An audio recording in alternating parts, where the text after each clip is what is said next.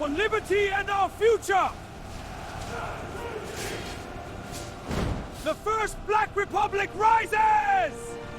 In the summer of 1791, on a Caribbean island drenched in sugar and blood, the night sky turned red. Plantations burned, masters fled, and the enslaved rose in numbers the world had never seen before. This was not a riot. This was not a rebellion that would fade by dawn. This was the beginning of the only successful slave revolution in human history. Within 13 years, enslaved Africans would defeat France, Spain, and Britain, and create the first Black Republic in the modern world. This is the story of the Haitian Revolution. The colony was called Saint-Domingue. By the late 18th century, it was the richest colony on earth. Nearly 40% of the world's sugar, over half of its coffee, indigo, cotton, cacao. Wealth poured into France's ports, Bordeaux, Nantes, Marseille. But behind this wealth was a brutal machine.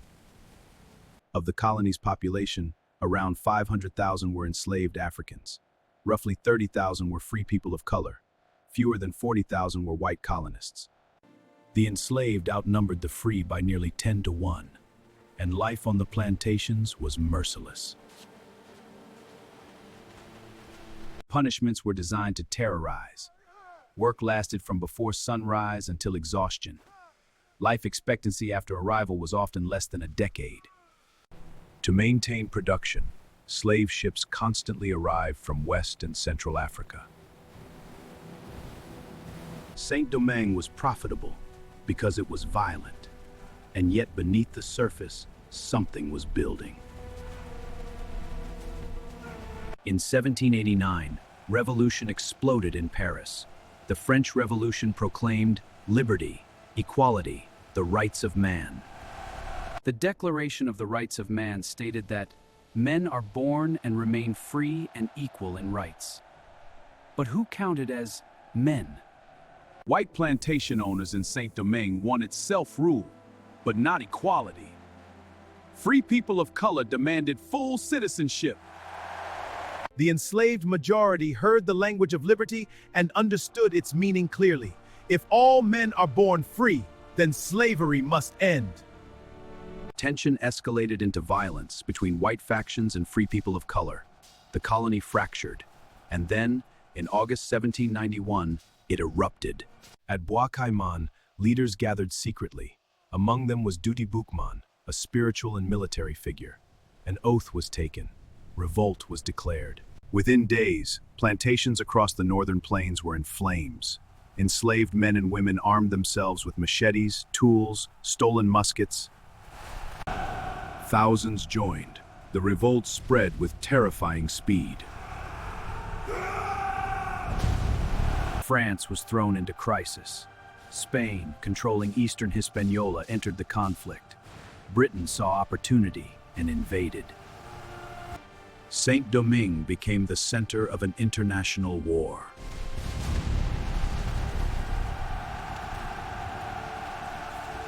From the chaos emerged a remarkable figure, Toussaint Louverture. Born enslaved, educated, literate, strategically brilliant. Louverture joined the rebellion but quickly proved himself more than a fighter. He was a commander. Forward, soldiers, for our freedom! We march to victory! He initially allied with Spain, fighting against the French. But in 1794, revolutionary France abolished slavery in its colonies. Louverture made a bold decision. He switched allegiance to France, not out of loyalty, but because emancipation mattered more than empire.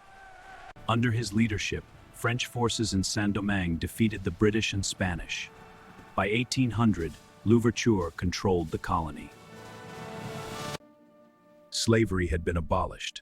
Plantations were reorganized under paid labor systems. Order was restored. But Louverture wanted autonomy. In 1801, he issued a constitution. It abolished slavery permanently and named himself governor for life. In Europe, power had shifted. Napoleon Bonaparte had risen. He wanted to rebuild France's American empire. Saint-Domingue was the jewel. In 1802, Napoleon sent a massive expedition, more than 30,000 troops under General Leclerc.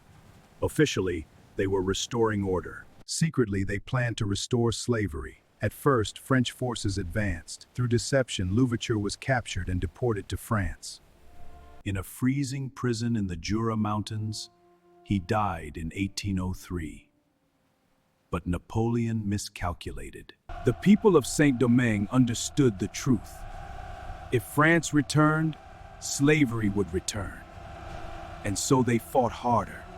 Leadership fell to Jean-Jacques Dessalines. Unlike Louverture, Dessalines believed reconciliation was impossible. The war became total. French forces faced two enemies, rebel armies and yellow fever. Disease ravaged European troops unused to the climate. Tens of thousands died. The rebels regrouped, unified by one goal: no more chains. In November 1803, at the Battle of Vertières, French forces suffered decisive defeat. Napoleon abandoned the colony. It was a staggering loss. On January 1st, 1804, independence was declared. Saint-Domingue was renamed Haiti, from the indigenous Taino word for mountainous land. Haiti became the first independent Black republic in the world, the first nation born from a successful slave revolt. It was revolutionary in every sense. The consequences were immense. Napoleon, weakened and unable to rebuild his American empire, sold Louisiana to the United States in 1803. The Louisiana Purchase doubled U.S. territory. Across the Americas, enslaved people saw Haiti as hope. Slaveholding nations saw it as a threat. Haiti was isolated diplomatically. In 1825, France forced Haiti to pay an enormous indemnity, compensation for lost slave property. The young nation began under crushing debt. Freedom had been won, but punished. The Haitian Revolution did what no other revolution dared.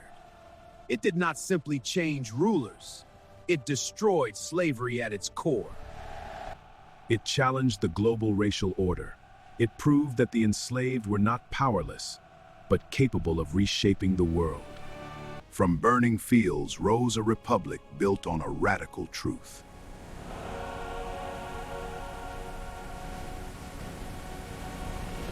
Freedom belongs to those who fight for it. And in 1804, Haiti proved that empires could fall. Thanks for watching. If you enjoyed this video, please like this video and subscribe to this channel for more videos like this.